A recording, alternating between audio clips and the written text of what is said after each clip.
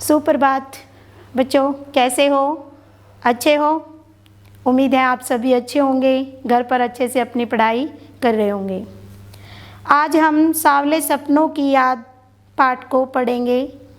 इसके लेखक हैं जाबिर हुसैन। पहले हम जाबिर हुसैन के जीवन परिचय के बारे में जानते हैं। जाबिर हुसैन का जन्म 1945 में बिहार राज्य के नालंदा ज़िले के नौनही गांव में हुआ था। इनकी प्रारंभिक शिक्षा गांव में ही हुई थी। इन्होंने साहित्य और अंग्रेजी में उच्च शिक्षा प्राप्त की थी। फिर ये अंग्रेजी के प्रधानाध्यापक बने, उस पर कार्य किया। प्रधानाध्यापक के पद को छोड़कर ये राजनीति में आ गए। इन्होंने राजनीति में अपना अहम योगदान दिया। इनकी रचनाएं हैं नदी रेत भरी हुई, आए हैं वे दिन, इनकी रचनाएं हैं।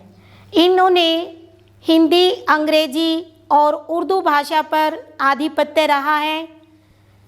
भाषा सहज और सरल है इनकी।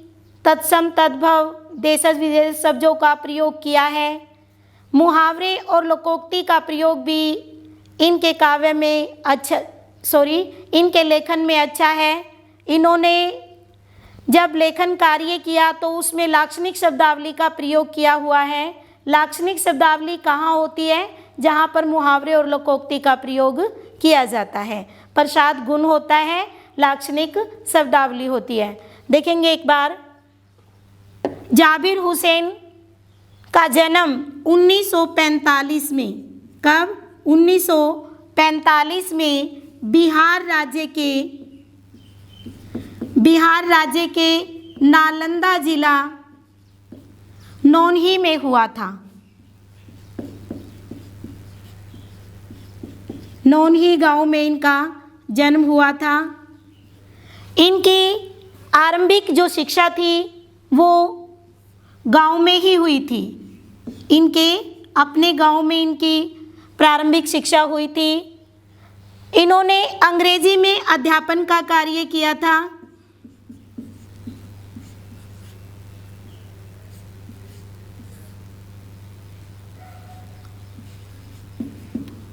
अंग्रेजी में अध्यापन का कार्य किया। फिर ये राजनीति में आ गए थे। राजनीति में योगदान, जाबिर हुसैन राजनीति में पूर्ण रूप से तैयार थे ये, और इन्होंने बहुत अच्छा राजनीति में अपना सहयोग दिया था। इनकी रचनाएं हैं एक नदी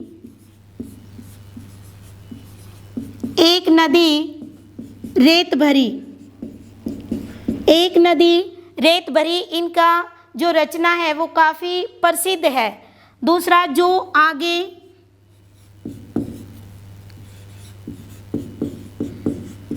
आगे हैं,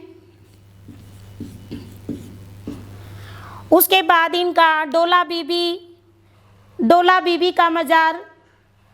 साहित्यिक इनकी विशेषताएं हैं कि इन्होंने जो अपनी प्रस्तुति दी है, जो वर्णनात्मक, चित्रात्मक, भावात्मक शैली का प्रयोग किया है। कैसे? वर्णनात्मक,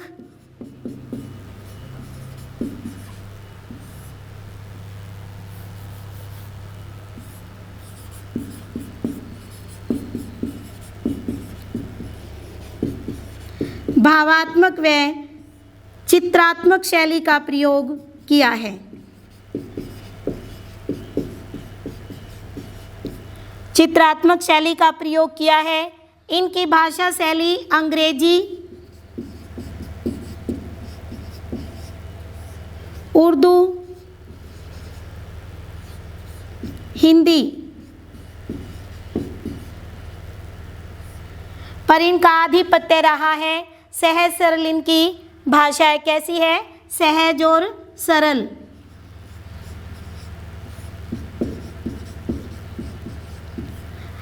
लाक्षणिक शब्दावली है, प्रसाद गुण का प्रयोग किया गया है। तो अब हम इसका सांवले सपनों की याद जो हमारा पाठ है, ये जाबिर हुसैन ने सालिम अली की मृत्यु के बाद उनकी याद में लिखा था। ये क्या है? एक संस्मरण है। क्या है? एक संस्मरण है, सांवले सपनों की याद। सांवले सपनों की याद जो पाठ है ये एक संस्मरण है। इसको जाबिर हुसैन ने सालिम अली की मृत्यु के बाद उनकी शव यात्रा पर लिखा था। जो उससे अवसाद उत्पन्न हुआ था, जो दुख उनको हुआ था सालिम अली की मृत्यु के बाद, उस पर जाबिर हुसैन ने इसे लिखा था। सालिम अली एक पक्षी विज्ञानी थे, पक्षियों से बड़ा प्रेम करते थे। तो एक बार क्या था कि सुनहरे, उनकी मौत के बारे में कहा गया है, सुनहरे परिंदों के खूबसूरत पंखों पर सवार सांवले सपनों का एक हजूम मौत की खामोश वादी की तरफ अग्रसर है। कोई रोक टोक सके ये कहाँ तक संभव है। उनकी मौत के बारे में ये बात कही गई है कि उनकी मृत्यु से जो दुख उत्पन्न हुआ, जो अवसाद हुआ, उसके बारे में कि सालिम अली का जब शव ले जा रहे थे तो उसका वर्णन करते हुए लेखक लिखते हैं कि सालिम अली अपूर्ण सपनों के साथ बिना किसी बाधा के अंतिम यात्रा पर उनको ले जाया गया। उनकी ये यात्रा अन्य यात्राओं से भिन्न थी। कैसे भिन्न थी? जब यात्रा ही अंतिम थी तो वो भिन्न है। जैसा कि हम जानते हैं अंतिम यात्रा हमारी मृत्यु के बाद निकाली जाती है, हमारे शव का दाह संस्कार करने के लिए निकाली जाती है। तो जीवन के अंतिम वर्ष में तनाव में व्यतीत हुए थे सालिम अली के। उन्होंने प्रकृति में अनेक प्रकार से वो लीन थे। पक्षी अपना अंतिम गीत गाकर मानव शरीर को त्याग रहे हो, ऐसी उनकी स्थिति थी। सालिम अली ने कहा था कि लोग पक्षियों को आदमी की नज़र से देखते हैं, उनकी आदमी की दृष्टि से उन्हें देखते हैं। आदमी पक्षी की आवाज़ का मधुर संगीत सुनकर रोमांचित नहीं होता। हो सकता तो मनुष्य के बारे में सालिम अली ने भी कुछ ऐसा ही सोचा था कि कहाँ तक मनुष्य पक्षी से कितना प्रेम करता है, क्या है, उसके बारे में सालिम अली ने सोचा था कि पक्षियों का जीवन जो है मनुष्य के जीवन जैसा ही होता है, उसको वैसा ही उन्होंने पाया था। पता नहीं कि जब सालिम अली वृंदावन गए हुए थे तो वहाँ पर कृष्ण ने वृंदावन में रासलीला रची थी, गोपियों के साथ शरारतें की थी, मटकियाँ फोड़ी थी। तो इस प्रकार की जो उनकी माखन चोरी की और बर्तन फोड़ने की जो इच्छा थी, दूध छाछ थाली में जो पीते थे, उनका वर्णन किया है। कब वाटिका वाले अंदाज में बंसी बजाई होगी श्री कृष्ण ने, पता नहीं वृंदावन की पूरी दुनिया कैसे संगीतमय हो गई होगी जब श्री कृष्ण अपनी बांसुरी को बजा रहे होंगे। कैसे वो पेड़ जिन पर बैठकर श्री कृष्ण बांसुरी बजाया करते थे, अपनी इन गलियों में उत्साह भरी भीड़ जो नदी की ओर बढ़ती है, लगता है भीड़ को चीरकर अचानक कोई सामने आ गया। आवाज़ सब पर किसी के कदम थम जाएंगे। हर शाम सूरज ढलने से पहले उस वाटिका वाली सैलानियों के बारे में जाना जाता है। हिदायत देगा तो लगता है कि जैसे कुछ क्षणों के लिए वहाँ आ टपकेगा, मानो संगीत का जादू वाटिका में भर गया हो। पूरा माहौल छा जाएगा। वृंदावन कभी कृष्ण की बांसुरी में खाली हुआ है क्या? मिथकों की दुनिया में इस सवाल पर जवाब उठे हैं कि जैसे ही सुबह की भीड़ को चीरकर कोई हमारे सामने आएगा, बांसुरी की मधुर धुन सुनाई देगी, उसमें हम मोहित हो जाएंगे। तो पर्यटकों को ये कुछ बताना ऐसा लगता है कि कृष्ण किसी भी क्षण वहाँ पर आ जाएंगे और संगीत का जो जादू है वो वाटिका में भर जाएगा। लेखक इस पुरातन कथा की चर्चा करने से पहले दुबले शरीर वाले सालिम अली पर नज़र डालना चाहते हैं कि जो पूरे 100 वर्ष पूरे करने जा रहे थे, लेकिन भाषा की थकान और कैंसर जैसी बीमारी ने उन्हें हरा दिया। किसने? भाषा की थकान और कैंसर जैसी बीमारी ने उनको हरा दिया। पूरे 100 वर्ष करने के बाद वो अंतिम समय तक पक्षियों की तलाश करने में, उनकी सुरक्षा करने में लगे रहे। तो एक एक बार की बात है कि बर्ड वाउचर शायद ही कोई हुआ होगा, लेकिन सालिम अली बिना दूरबीन के भी देखते थे। दूरबीन से भी देखे गए, दूर क्षितिज तक। कहाँ क्षितिज कहाँ होता है? जहाँ सूर्य और धरती का मिलन होता है, वहाँ क्या होता है? क्षितिज होता है। तो जमीन और झुके हुए आसमान पर छूने वाली नज़रों से वैसा ही जादू दिखाई देता है। वहाँ वे प्रकृति के हंसते खेलते रहस्य में दुनिया को पहचानते हैं कि बड़े परिश्रम के बाद उन्होंने ये संसार बसाया था और इस काम को अपने जीवन साथी के साथ सहयोग किया। ये नहीं कि सालिम अली की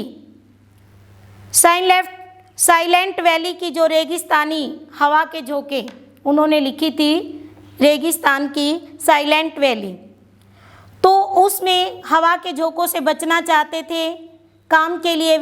इस काम के लिए वे प्रधानमंत्री चरण सिंह जी से मिले थे।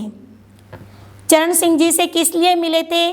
कि जो पक्षियों की साइलेंट वैली है उसको लेकर उसके बारे में क्या कुछ कार्य करना चाहिए, उस पर खर्च अधिक था, इसलिए वो चौधरी चरण सिंह जी से मिले थे। प्रधानमंत्री थे उस समय ये हमारे चौधरी चरण सिंह।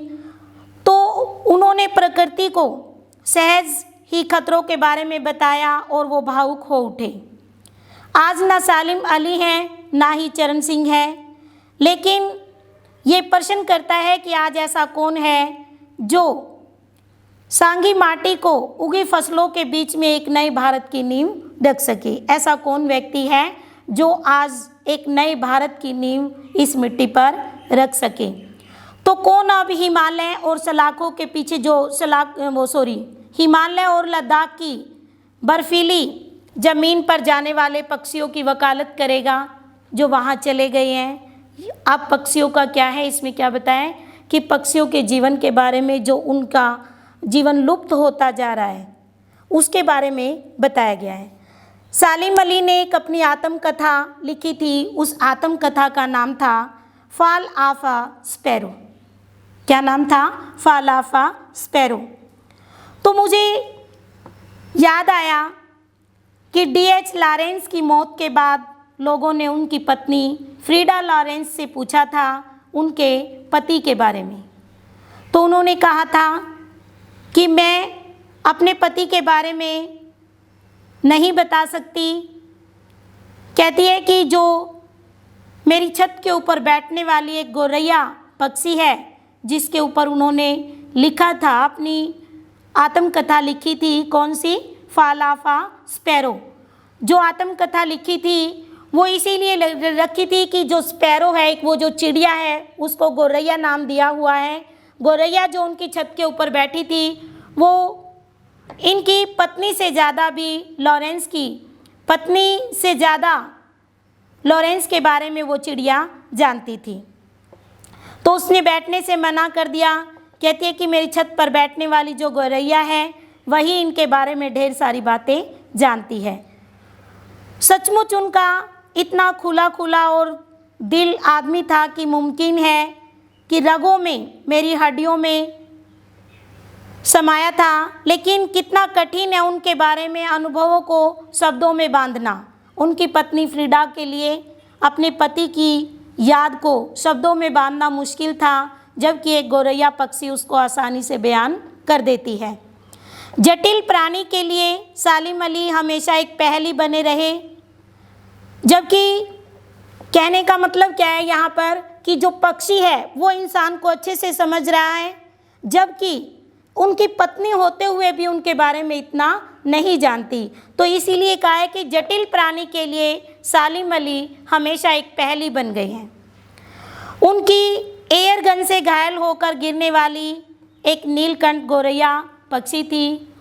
एक बार सालिम अली शिकार पर गए हुए थे, वहाँ पर एक पक्षी उनकी एयर गन से घायल हो जाती है, वो गिर जाती है।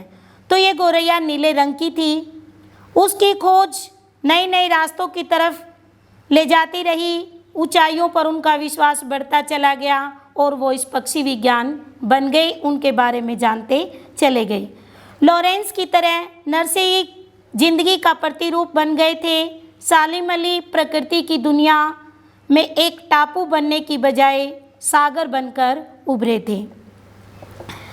उन्होंने जैसे ही वो घूमने के लिए वहाँ पर गए, पक्षियों के सुराग भी निकले उसमें, गले में लंबी दूरबीन लटकाए हुए नतीजों के साथ साथ लौट आए।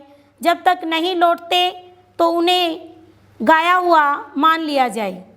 आंखें नम हैं सालिम अली तुम लौट आओ ना।